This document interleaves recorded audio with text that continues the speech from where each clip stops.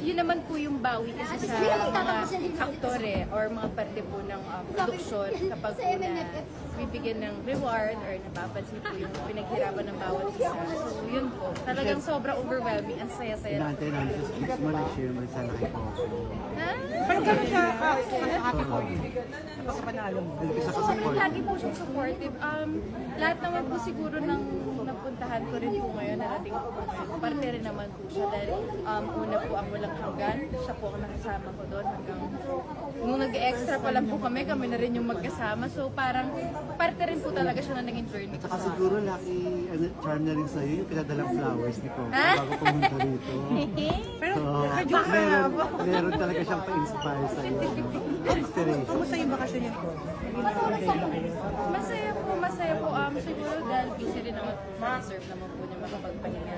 And yung nakapagsimba rin po, yun yung isa na enjoy na.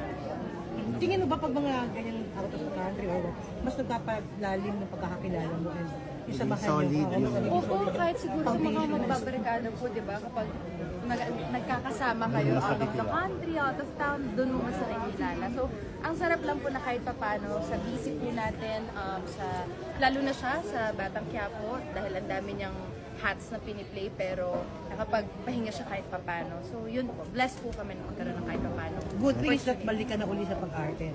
Dire-diretso na yan ulit. Yes po. Makikita rin ba namin siya na makaka-work muli si Coco in some Marami kasi nag-aabang sa mga Abangan niyo po. Marami po Opo. kaming surprises this 2024. 2024 po. So, Iba abangan ko niyo. sharing